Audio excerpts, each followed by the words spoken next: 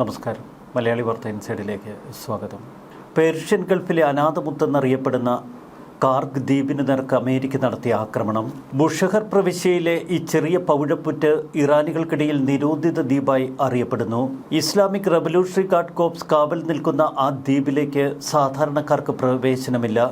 ഔദ്യോഗിക സുരക്ഷാ അനുമതിയുള്ളവർക്ക് മാത്രമാണ് ഇവിടെ പ്രവേശനം. വലിയ ഉരുക്കുവേലികൾ, സൈനിക വാച്ച് ടവറുകൾ, അതിനപ്പുറം ആയിരക്കണക്കിന് വർഷത്തിന്റെ ചരിത്രവും ഇറാന്റെ ആധുനിക എണ്ണ വ്യവസായവും അവിടെ കുടികൊള്ളുന്നു. ഇറാന്റെ സാമ്പത്തിക നട്ടെല്ല് ഈ ദ്വീപാണ്. രാജ്യത്തിന്റെ മൊത്തം എണ്ണ കയറ്റുമതിയുടെ 90% ഈ ദ്വീപ് വഴിയാണ് നടക്കുന്നത്. പ്രതിവർഷം ഏകദേശം 95 കോടി ബാരൽ. കേവലം 8 കിലോമീറ്റർ നീളവും 4.5 കിലോമീറ്റർ വീതിയും മാത്രമേ ഈ ദ്വീപിനുള്ളൂ. ഇതിന് ചുറ്റുമുള്ള കടലിന്റെ ആഴം ഭൂമിശാസ്ത്രപരമായ ഒരു നേട്ടമാണ്. സൂപ്പർ ടാങ്കറുകൾക്ക് പോലും അവിടെ സുരക്ഷിതമായി അടുക്കാൻ കഴിയും. ഒരുപക്ഷെ ഭൂമിയിൽ അപൂർവമായ ഒരിടം. ചൈന ഉൾപ്പെടെയുള്ള ഏഷ്യൻ വിപണിയിലേക്ക് എണ്ണ കയറ്റുമതി ഇവിടെ നിന്നാണ് പോകുന്നത്. കഴിഞ്ഞ പതിറ്റാണ്ടുകൾ കൊണ്ട് ഈ ദ്വീപിന്റെ അടിസ്ഥാന സൗകര്യങ്ങളേറെ വികസിപ്പിച്ചെടുത്തു ഇറാൻ. പതിറ്റാണ്ടുകൾക്ക് മുൻപ് തന്നെ പല സാമ്രാജ്യങ്ങളും കാർഗ് ദ്വീപ് കീഴടക്കാനുള്ള ശ്രമങ്ങൾ നടത്തിയിരുന്നു. ഈ ദ്വീപിന്റെ തന്ത്രപ്രധാനമായ സ്ഥാനമായിരുന്നു അതിനവരെ പ്രേരിപ്പിച്ചത്. ഒടുവിലിത ഇറാനെ തകർക്കണമെങ്കിൽ കാർഗ് ദ്വീപ് പൂർണ്ണമായും ആക്രമിച്ച് തകർക്കണമെന്ന് അമേരിക്ക തിരിച്ചറിഞ്ഞു. അതിന്റെ തുടർച്ചയായിരുന്നു കാർഗ് ദ്വീപിന് നേർക്ക് അമേരിക്ക നടത്തിയ ആക്രമണം. ഇപ്പോഴിതാ സർവ്വശക്തിയുമെടുത്ത് അമേരിക്കയ്ക്ക് നേരെ ഇറാൻ തങ്ങളുടെ അവസാന ആക്രമണത്തിനുള്ള വട്ടം കൂട്ടുന്നു. ഇറാനെതിരെയുള്ള യുദ്ധം 3ാം ആഴ്ചയിലേക്ക് കടക്കുമ്പോഴും പ്രത്യാക്രമണങ്ങളിൽ പിടിച്ചു നിൽക്കുന്ന ഇറാൻ ലോകത്തെ അമ്പരപ്പിക്കുന്നു. എല്ലാറ്റിനും ഒടുവിൽ ഇന്ന് ബാഗ്ദാദിലെ US എംബസിക്കുള്ളിലെ ഹെലിപ്പാഡിലേക്ക് ഇറാൻ കൃത്യതയോടെ ഒരു മിസൈൽ തൊടുത്തു. ഇറാഖി സർക്കാർ സ്ഥാപനങ്ങളും വിദേശ എംബസികളുമൊക്കെ സ്ഥിതി ചെയ്യുന്ന കനത്ത സുരക്ഷയുള്ള ഗ്രീൻ സോണിന് സമീപമുള്ള എംബസിയിലേക്കാണ് കൃത്യതയോടെ ഇറാൻ മിസൈൽ തൊടുത്തത്. ഇറാന്റെ കിരീടത്തിലെ രക്തം എന്നറിയപ്പെടുന്ന കാർഗ് ദ്വീപിന് നേർക്ക് നടത്തിയ ആക്രമണത്തിന് പിന്നാലെയാണ് ഇറാഖിലെ അമേരിക്കൻ കോൺസുലേറ്റിന് നേർക്ക് കൃത്യതയോടെ ആക്രമണം തൊടുത്തത് ഇറാൻ. കഴിഞ്ഞ 24 മണിക്കൂറായി ഹോർമുസ് കടലിടുക്ക് നിശ്ചലമാണ്. ആക്രമണങ്ങളില്ല. കപ്പൽ ഗതാഗതവും ഇതുവരെ തുറന്നു കൊടുത്തിട്ടില്ല. ആകെ ഹോർമുസ് കടലിടുക്ക് കടന്ന് പുറത്തേക്ക് പോയത് ഇന്ത്യൻ കപ്പലുകൾ മാത്രമാണ്. ബാഗ്ദാദിലെ US എംബസി കോമ്പൗണ്ടിലേക്ക് മിസൈൽ വരുമെന്ന് നേരത്തെ തന്നെ മുന്നറിയിപ്പ് അമേരിക്കൻ സേന നൽകിയിരുന്നു. ലോകത്തിലെ ഏറ്റവും വലിയ US നയതന്ത്ര സൗകര്യങ്ങളിൽ ഒന്നായി ഇറാഖിലെ എംബസി അറിയപ്പെടുന്നു. വിശാലമായ എംബസി സമുച്ചയത്തിന് നേരെ ഇറാൻ അനുകൂല മിലിഷ്യകൾ മുമ്പും ഡ്രോൺ മിസൈൽ ആക്രമണങ്ങൾ നടത്തിയിട്ടുണ്ട്. അതിരൂക്ഷമായ ആക്രമണങ്ങൾ അമേരിക്കയും ഇസ്രയേലും തൊടുക്കുമ്പോഴും രസകരമായ ചിത്രങ്ങളും ദൃശ്യങ്ങളുമൊക്കെ ഇറാനിൽ നിന്ന് പുറത്തേക്ക് വരുന്നു. ഹോർമുസ് കടലിടുക്ക് വഴിയുള്ള ഗതാഗതത്തെ തടയാൻ വിന്യസിക്കാവുന്ന ഡ്രോൺ ബോട്ടുകളുടെ വലിയ ശേഖരമാണ് സമൂഹ മാധ്യമങ്ങളിലൂടെ ഇറാൻ പങ്കുവയ്ക്കുന്നത്. മിസൈൽ നഗരം എന്ന് വിശേഷിപ്പിക്കുന്ന ഭൂമിക്കടിയിലെ കെട്ടിടത്തിൽ സൂക്ഷിച്ചിരിക്കുന്ന ഡ്രോൺ ബോട്ടുകളുടെ ദൃശ്യങ്ങളാണ് ഇപ്പോൾ ദേശീയ ടെലിവിഷനിലൂടെ ഇറാൻ തന്നെ പുറത്തേക്ക് വിട്ടത്. വളരെ ദൈർഘ്യമേറിയ തുരങ്ക സമാനമായ സ്ഥലത്ത് നാവിക ഡ്രോണുകളും കപ്പലിന് നേർക്ക് തൊടുക്കാവുന്ന മിസൈലുകളുമൊക്കെ സൂക്ഷിച്ചിരിക്കുന്നു. ധാരാളം സീവൈനുകളും അവിടെയുണ്ട്. ചില ആയുധങ്ങൾ തൊടുക്കുന്നതും ദൃശ്യങ്ങളിലുണ്ട്. ഈ ദൃശ്യങ്ങൾ ചിത്രീകരിച്ചതാണോ US ഇസ്രയേൽ ആക്രമണം ഈ കേന്ദ്രത്തിന് നേർക്കുണ്ടായോ എന്നൊന്നും വ്യക്തതയില്ല. അൺമാൻഡ് സർഫസ് വെഹിക്കിൾ എന്നറിയപ്പെടുന്ന നേവൽ ഡ്രോണുകൾ മുൻപ് പേർഷ്യൻ ഗൾഫിൽ വെച്ച് 2 എണ്ണ ടാങ്കറുകളിൽ പതിച്ചിരുന്നു. വെള്ളത്തിന് മുകളിലൂടെയോ അല്ലെങ്കിൽ തൊട്ട് താഴെ കൂടിയോ സഞ്ചരിക്കാൻ നേവൽ ഡ്രോണുകൾക്ക് സാധിക്കും. സ്ഫോടക വസ്തുക്കൾ പേറിയെത്തുന്നവ ലക്ഷ്യസ്ഥാനത്തിന് വലിയ നാശനഷ്ടമുണ്ടാക്കുകയും ചെയ്യും. US-ഉമായുള്ള സംഘർഷം വർദ്ധിക്കുന്നതിനിടയിൽ ഇപ്പോൾ ഇറാൻ ചില പ്രഖ്യാപനങ്ങൾ നടത്തി. ഈ സംഘർഷത്തിൽ ഇറാൻ ചെറുത്തുനിൽപ്പ് തുടരുമെന്നാണ് ഇറാൻ വ്യക്തമാക്കിയത്. യുദ്ധം അവസാനിക്കുന്നതുവരെ ഞങ്ങൾ യുദ്ധഭൂമിയിൽ ഉറച്ചു നിൽക്കുമെന്ന് ഇറാൻ പറയുന്നു. IRGCയുടെ പ്രഖ്യാപനവും പുറത്തുവന്നു. ഞങ്ങളുടെ ഊർജ്ജ കേന്ദ്രങ്ങൾക്ക് നേരെ അമേരിക്കയും ഇസ്രായേലും ഇപ്പോൾ ആക്രമണം നടത്തുന്നു. അമേരിക്കൻ സഖ്യരാജ്യങ്ങളുടെ ഊർജ്ജ മേഖലകളും ഇനി സുരക്ഷിതമായിരിക്കില്ല. UAE ഊർജ്ജ കേന്ദ്രത്തിന്റെ ദിശയിൽ നിന്ന് പുക ഉയരുന്ന ചിത്രങ്ങളാണ് ഏറ്റവും ഒടുവിൽ പുറത്തുവരുന്നത്. ഇതോടെ ഗൾഫ് മേഖലയിൽ US സൈനിക വിന്യാസം ശക്തമാക്കി.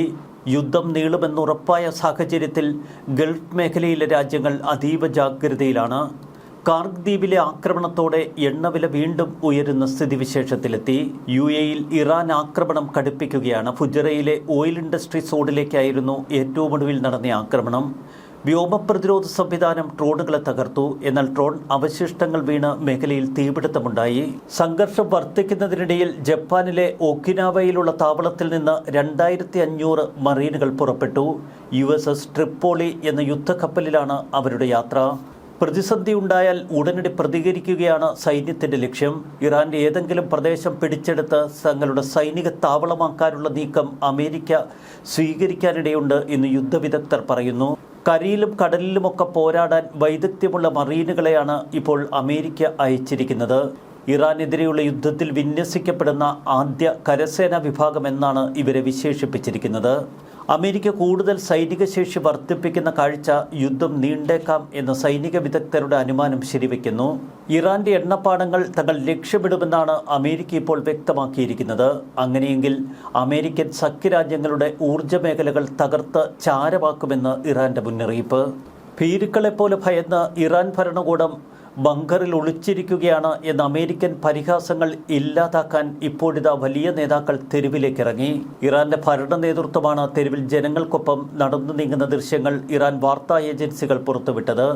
പ്രസിഡന്റ് മസൂദ് പെസഷ്ക്യാൻ, വിദേശകാര്യമന്ത്രി അബ്ബാസ് അറഗ്ചി, ദേശീയ സുരക്ഷാ സമിതി മേധാവി അലി ലാരിജാനി എന്നിവർ സൈനിക തലവന്മാർക്കൊപ്പം ടെഹ്റാനിലൂടെ നിരത്തിലൂടെ നടന്നു നീങ്ങുന്ന ദൃശ്യങ്ങളാണ് ഇറാൻ ടെലിവിഷൻ പുറത്തുവിട്ടത്.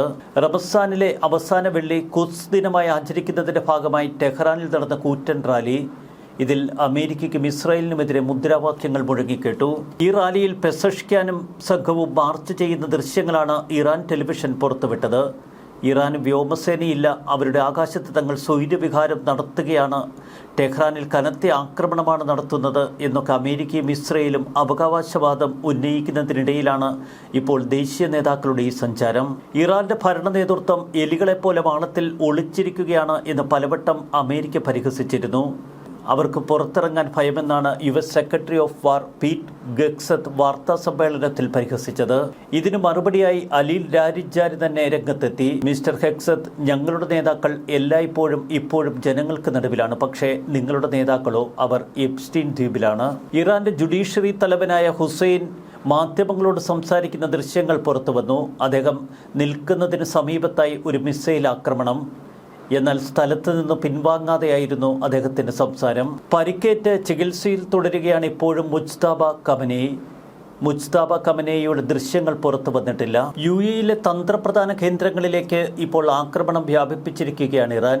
എന്നാൽ അതിന് മറുപടിയായി ഇസ്രയേലും US ഒക്കെ ഇന്ന് രാത്രി ഇറാൻ ചുട്ടരിക്കുമെന്ന ഭീഷണിയാണ് മുഴക്കിയിരിക്കുന്നത്. ഇറാനുമായുള്ള യുദ്ധം വർദ്ധിക്കുകയാണ് എന്ന് ഇസ്രായേൽ പ്രതിരോധ മന്ത്രി ഇസ്രായേൽ കാറ്റ്സ് പറയുന്നു. യുദ്ധം അന്തിമഘട്ടത്തിലേക്ക് കടക്കുന്നു. ഇറാനിലെ കാർഗ് ദ്വീപിലേക്ക് നടത്തിയ ആക്രമണത്തിനു ശേഷമാണ് ഇപ്പോൾ UAE കേന്ദ്രീകരിച്ചുള്ള ആക്രമണങ്ങൾ ശക്തിപ്പെടുത്തിയത് ഇറാൻ. തുറമുഖങ്ങൾ, ഡോക്കുകൾ, സൈനിക സ്ഥലങ്ങൾ എന്നിവയുൾപ്പെടെ യുണൈറ്റഡ് അറബ് എമിറേറ്റ്സിലെ US താൽപ്പര്യങ്ങൾ ഉള്ള മേഖലകൾ കേന്ദ്രീകരിച്ചായിരുന്നു ഇന്ന് രാവിലെ ആക്രമണങ്ങൾ തൊടുത്തത്. എന്നാൽ ഇപ്പോൾ ഊർജ്ജ മേഖലകളിലേക്ക് അവർ തിരിച്ചു.